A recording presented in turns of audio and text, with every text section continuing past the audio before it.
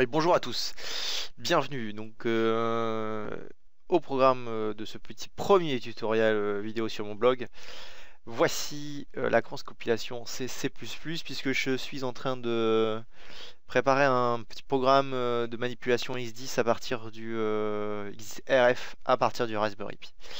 Donc pour ce faire, j'avais besoin de compiler un petit module C++, ainsi qu'un petit programme texte pour faire les tests. Naturellement, compiler sur le Raspberry Pi peut s'avérer un peu long et donc un peu pénible à la longue. L'idée étant de compiler simplement sur une plateforme Linux classique de type i86 64 bits, voilà, mon PC en clair.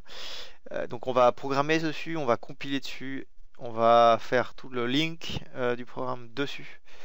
Et puis on aura juste à en fait copier via SSH le programme sur le Raspberry Pi, l'exécuter, il s'exécutera sur le Raspberry Pi. Donc en fait, on va compiler le programme pour Raspberry Pi alors qu'on se trouve sur une plateforme i86-64 pour bénéficier de sa puissance au niveau de la compilation. Et puis enfin, effectivement, on pourra débugger directement sur le Raspberry Pi en exécutant l'environnement de debugging, toujours sur la plateforme la plateforme classique PC, de façon à bénéficier encore une fois de sa puissance et ne pas surcharger le Raspberry Pi, qui a déjà le programme qui est en cours d'exécution dessus. Voilà, alors vite fait en termes d'agenda, deux parties au tutoriel. Cette vidéo présentera pour l'instant la partie 1, je laisse la partie debugging pour une autre vidéo. On va installer l'environnement de compilation ARM, puisque pour mémoire, le Raspberry Pi est est à base ARM, alors que moi je suis sur un processeur de type x86. Comme le C++ est un langage compilé, il faut le compiler pour chaque environnement, à la différence du Python en fait, qui lui s'exécute sur tous les environnements, puisque on a un principe de virtual machine. Naturellement, il nous faut un IDE. Alors personnellement, j'utilise Eclipse même pour le C++, puisque je programme dans pas mal de langages comme Java, Python, etc. Et je préfère avoir un IDE qui m'accompagne tout au long de ma programmation, plutôt que d'avoir un spécifique à chaque fois, qui peut par moments se révéler un peu pénible. À l'exception près, je pense bientôt d'approbation Android qui sortira de ce cadre. Et puis enfin, on va paramétrer naturellement Eclipse pour la cross-compilation, le déploiement via SSH, et puis on fera un petit test d'un programme qui nous dira bonjour, le bête programme Hello World. Voilà, partie 2, on débuggera ce programme Hello World naturellement depuis l'environnement x86. Alors que ça s'exécute sur le processeur ARM. Voilà, donc on y va. Alors pourquoi j'ai fait ce petit tutoriel vidéo, puisque quand j'ai essayé d'écrire le tutoriel, c'était assez compliqué, beaucoup de copies d'écran, donc je préfère vous le montrer en vidéo, en sachant qu'il y aura aussi une partie écrite, naturellement, qui rappellera les commandes. Donc j'ouvre un petit terminal. Alors vous remarquerez, moi je suis sur une distribution Linux Mint. Vous aurez pu faire sur Ubuntu ou que sais-je encore, peu importe. Ça fonctionne. Bon, la majorité des commandes naturellement sont adaptées à une plateforme sur base de Debian, hein. Donc les commandes que je vous montrerai là ne marcheront pas forcément sur Fedora. En tout cas, Ubuntu, Linux Mint et autres, ça fonctionnera. Debian aussi, naturellement. Alors, on va commencer par s'installer un petit GIT, puisqu'il faut récupérer le compilateur ARM sur le site de raspberrypi.org. Et c'est sous format GIT, hein. Donc on va aller simplement taper un sudo apt get install. Alors vous allez voir, je suis très mauvais à la frappe clavier, ça c'est un petit problème, mais bon. Build essential, hop. Alors c'est vrai, build essential, et puis GIT. Voilà. Tac, tac. Tac. Password, hop, et c'est parti.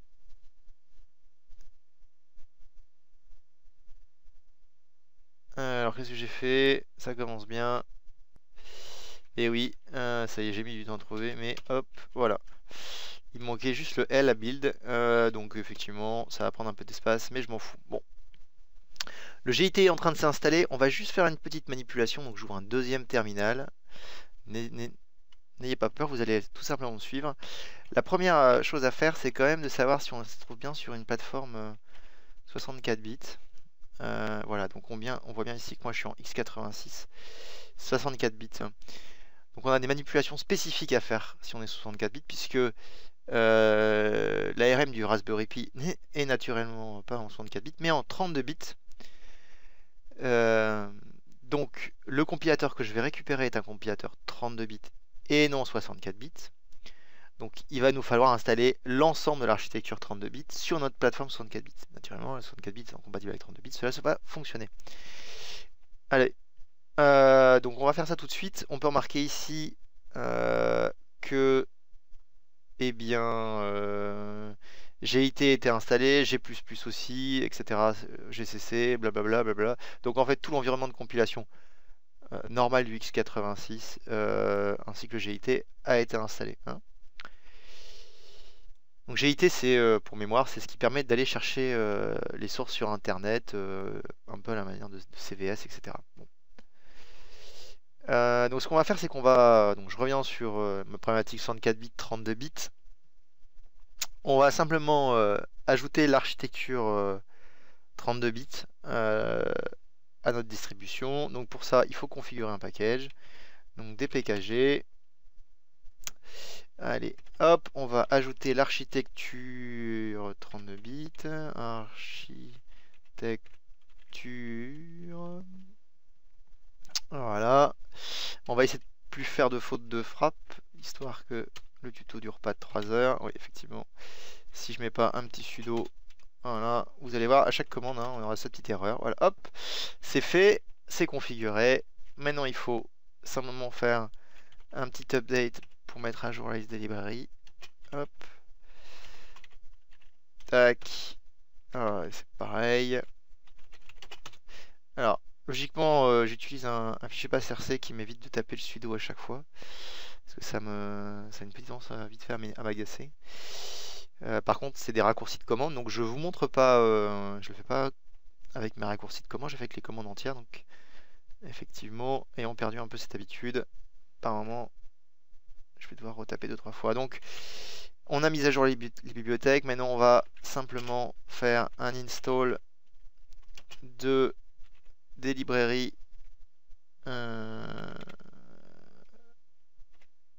32 bits, il y a 32 lib, voilà. Ouais, c'est parti.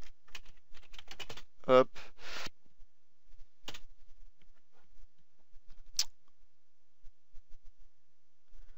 Voilà, voilà.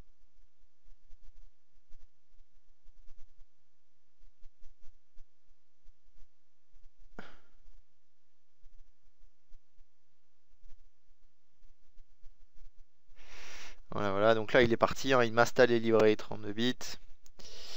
Pendant ce temps, pendant que ça décharge, hein, vous voyez, je le fais en direct. Ah,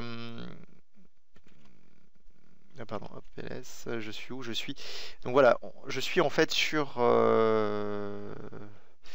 mon répertoire Home, dans lequel je vais créer un petit répertoire qui va s'appeler Raspi, qui va me permettre de mettre les sources à l'intérieur. Voilà. Donc pendant qu'on est en train d'installer les librairies 32 bits, on va aller chercher eh bien, les sources du cross compilateur. Donc on va faire un GIT, on va cloner le repository et c'est parti. Hop. Donc il y a une petite adresse, naturellement, bon là je la tape, je vais essayer de ne pas faire d'erreur. J'aurais pu les préparer pour les copier-coller plutôt qu'essayer de les taper à l'arrache.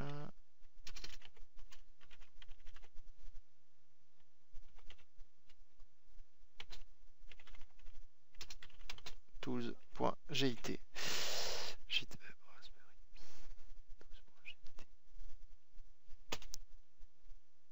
Voilà, il est parti. Voilà, donc j'en profite là. On est encore en train de downloader le GIT, mais pour pas perdre de temps, naturellement, nous allons faire un pt get install. Alors, la première chose à faire pour installer Eclipse, c'est naturellement de regarder, d'essayer d'installer comment dire, l'environnement Java. Logiquement, on l'a toujours dans les distributions, mais en tout cas, on peut de toute façon, ça mange pas de pain. Comment dire, de l'essayer, d'essayer de le réinstaller. De toute façon, il s'installera pas si vous l'avez. Je l'ai pas précisé, naturellement. Ouais, hop, un petit tuto quand même. Je l'ai pas précisé, naturellement, j'ai tenu ma distribution à jour avant de faire toutes ces manipulations, hein, avec un update et un upgrade d'apt-get, ou alors directement via l'interface graphique. Voilà. Donc on y va, on va lui demander d'installer l'OpenJDK en version 7, et je n'ai pas besoin des packages de développement. Voilà, donc on voit que ici, hein, j'ai bien une version plus à jour, donc ça ne posera pas de souci. Et donc maintenant, on va lui demander d'installer Eclipse. Voilà, il dit que ça prend 200 mégas, et on est parti. On est parti. Tac, tac, tac, tac, tac, ça se met à jour. De l'autre côté, on est toujours à 84%, donc je vous reprends. Quand Eclipse est installé, enfin en tout cas quand le GIT a été cloné, enfin le clone du repository GT a été fait. Ok, donc on voit sur la fenêtre du haut, eh bien on a fini de recevoir les outils, les sources. Donc on va vite faire un ls, voilà, donc on voit qu'on a répertoire tools. On va dans ARM BCM, voilà, qui correspond au Raspberry Pi. Et ici on voit qu'on a trois répertoires qui correspondent à trois environnements de compilation différents. Nous on va utiliser le GCC, donc la dernière entrée, le GCC Linaro ARM Linux, etc., qui correspond à la cross-compilation avec des outils de type GCC. Bien, donc on va aller dans ce répertoire juste 30 secondes pour vous montrer. Voilà, tac. On voit bien que j'ai un répertoire bin, hein, dans ce répertoire. Voilà. Et c'est ce répertoire-là qu'il va falloir mettre dans notre path de façon à ce que le compilateur naturellement soit trouvé. Bien, donc pour faire ceci, on va aller dans le fichier qui s'appelle bashrc. Et même le fichier qui s'appelle .bashrc. Alors, oui, je sais que vous voyez... Oh, pardon, désolé. Ici, je sais que vous voyez ici un fichier bashrc, mais c'est pas celui que j'ai modifié. On va se faire un petit nano. Alors, c'est un éditeur de texte. Hein. De cette fois-ci, point. Et n'oubliez pas le point. J'insiste. Bash rc. C'est pas grave, s'il n'existe pas, le mien existe, mais si vous, il n'existe pas, vous pouvez le créer sans aucun problème. Donc on voit là, j'ai pas mal de raccourcis, de couleurs, etc. qui correspondent à mon environnement. Mais dans tous les cas, la commande qui est importante, c'est celle que je vais taper maintenant. Donc je vais exporter mon chemin, dans lequel, quand je tape une commande, il doit aller chercher les exécutables, ou les fichiers, hein, s'ils sont des fichiers. Hop, donc je rappelle la path, d'accord, et je la concatène, donc je mets une nouvelle valeur, avec mon répertoire home, puisque j'étais naturellement dans mon répertoire home quand j'ai fait la manip de création du répertoire qui s'appelait Raspi, si je ne m'abuse. Alors je vais quand même vérifier que j'ai...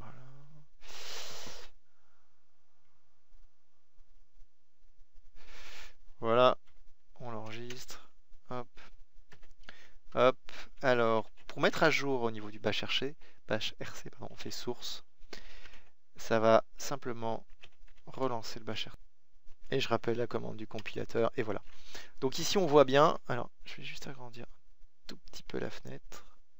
Voilà, hop. On voit bien qu'on est sûr. Je vais vous le montrer ici normalement. Un target de compilation où on doit voir apparaître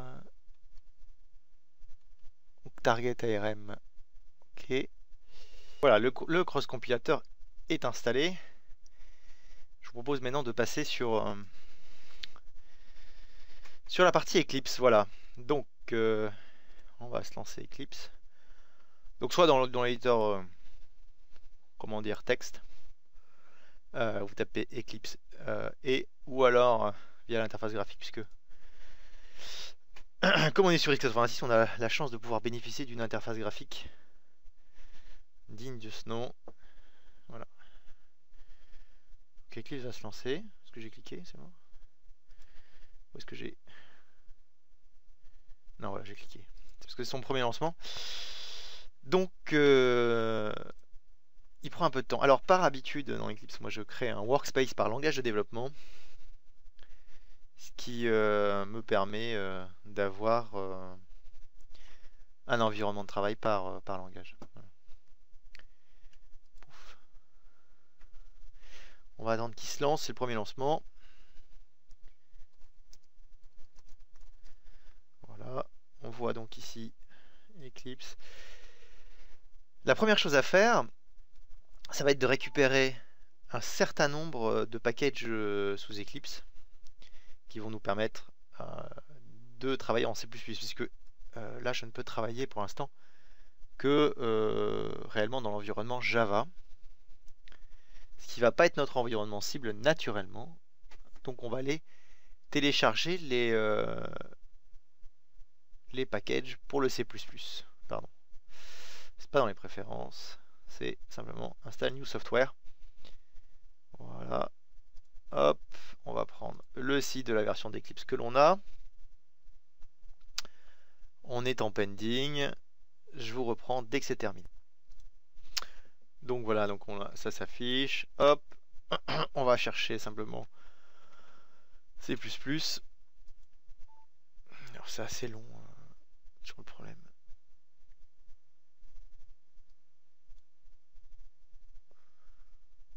On va attendre qu'il filtre, mais je ne sais pas pourquoi il est toujours aussi lent. Voilà, tac. Alors, toujours pas bon. Parce que la recherche n'est pas très optimisée quand même. Mais bon. Voilà donc. On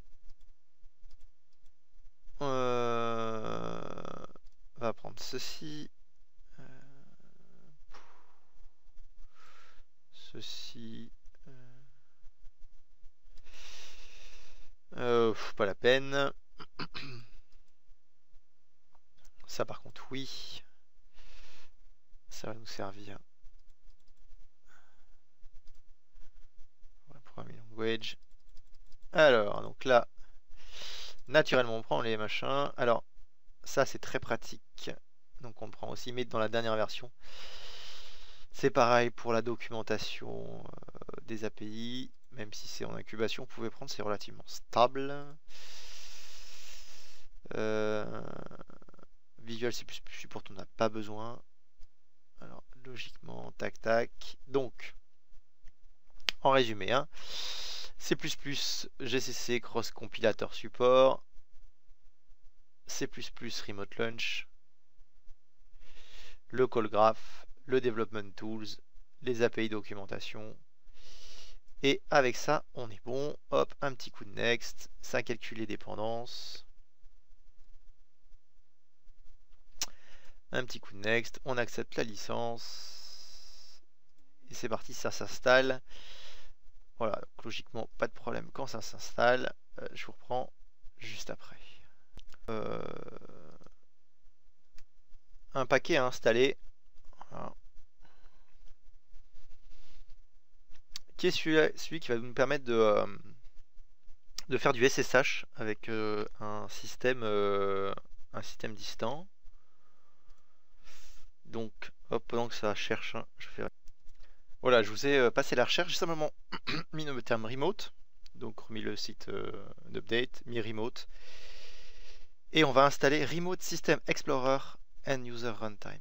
Voilà, qui va nous permettre d'accéder au Raspberry Pi directement par SSH. Voilà, je vous reprends juste après l'install et le redémarrage.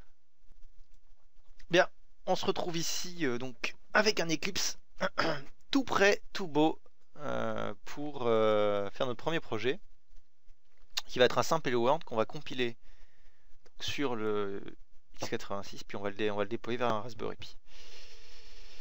Alors, nous allons faire File, New, Project, C++, naturellement. On va prendre un projet C++ classique. On va faire un cross-compile project puisque c'est notre but. On va lui donner un nom. Hello. On va faire next. Et là, on tombe sur tool commande préfixe. En fait, qu'est-ce que c'est? C'est si je reprends ma fenêtre terminale, vous allez vite comprendre. Alors, le tout étant de trouver, voilà, par exemple, la bonne, celle-ci. Si je regarde la commande que j'ai tapée, eh bien, vous voyez que elle est composée de ARM Linux GNU machin -gcc. Quand je fais une compilation normale, je tape simplement gcc et ça compile. Et en fait, les cross compile ont un préfixe en fonction de la target que l'on souhaite leur donner. Donc en fait, mon préfixe, il est très simple. C'est tout ce qui se trouve avant gcc. Donc, tac, je prends ça, je le copie et je le colle dans le préfixe. Voilà, avec ça, on est tranquille. Hop, on va aller lui refiler le chemin du compilateur, du cross-compilateur. Ça se trouve dans Raspberry Pi, tous, hop, hop. Attendez, je suis perdu. Attendez. Hop, je me suis perdu, j'ai cliqué trop vite. Voilà, et normalement ici, il doit y en avoir. Et puis on valide, pardon. Hop, voilà, c'est ça. Donc, on a bien le chemin du répertoire qui permet la cross-compilation. Hop, next. On garde ce settings, que ce soit pour la compilation en mode debug ou en mode release. On peut faire finish. Voilà. Hop. Il me demande si je veux ouvrir la perspective C++. Naturellement, je veux l'ouvrir.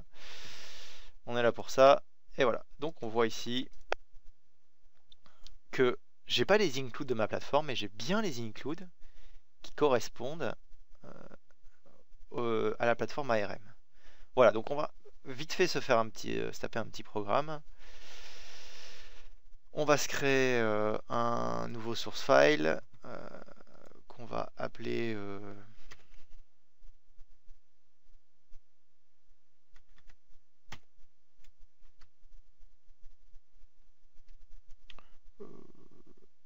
hello rasp.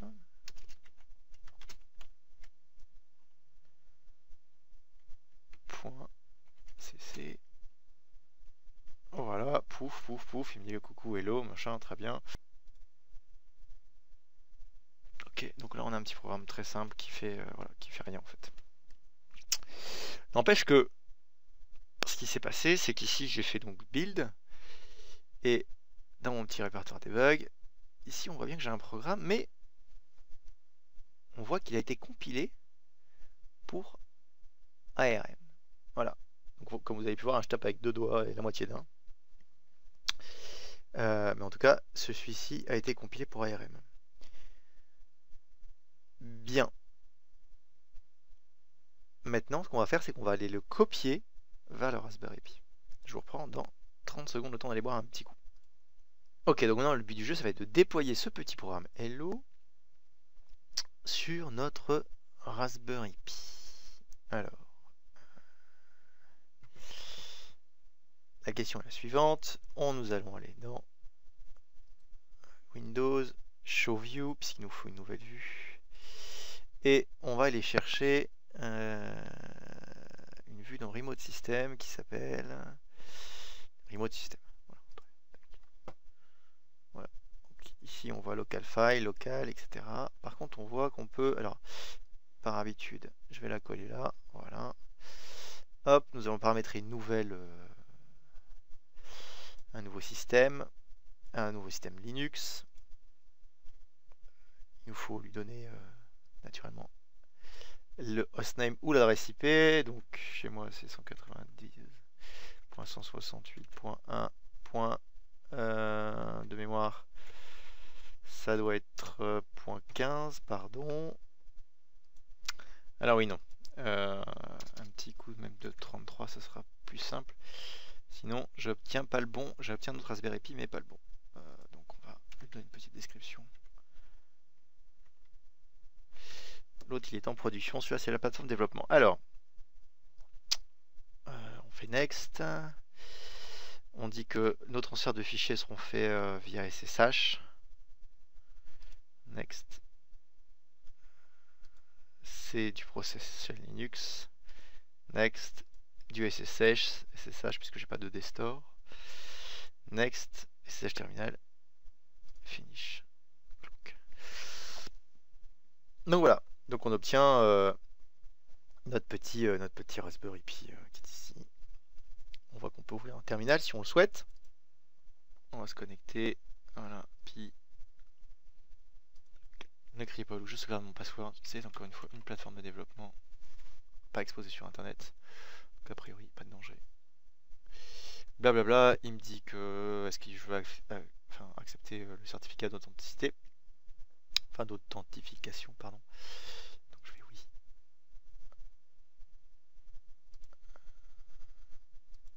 Et donc là je suis connecté, oui ça. Et après il faut que je fasse launch terminal. Voilà, et donc en fait je suis sur ma plateforme de développement Rocktop connecté. Bien, on peut voir des résultats de précédents essais ici, test 2. Mais nous, ce qui nous intéresse, c'est de déployer notre petit programme hein, qu'on a appelé Hello Rasp. Donc on repart dans l'Explorer de notre projet. On voit ici le programme. On fait simplement copie. Voilà, hop, on va partir ici. SFTP. myhome, voilà, tac. Hop, on s'embête pas, on fait paste. Touf. Et on voit qu'ici, le hello est là. Donc, on peut faire un petit ls. On voit qu'on a déployé notre programme. Par contre, on voit effectivement qu'il n'est pas en espèce de vert fluo un peu dégueu. C'est simplement que quand j'ai transféré, il n'a pas les droits d'exécution. Donc, je vais devoir rendre le programme exécutable. Donc, simplement un petit chmod plus x du programme qui s'appelle hello, c'est ça, si je ne me trompe pas. Voilà, hop. Il a pris cette belle couleur verte qu'on aime tant. Et voilà, coucou, je suis un programme C++. Donc effectivement, on voit que on a travaillé donc sur une ligne Mint sur un PC normal. On a tout compilé, on a fait l'ensemble du setup. On a créé le programme pour ARM. On l'a pris, on l'a copié sur notre Raspberry Pi. Hein. D'ailleurs, je peux même faire, si vous voulez, pour vous montrer que je suis sur un Raspberry Pi. Voilà. Et donc on voit bien la ARM. On a exécuté le programme. Voilà, rien de plus simple.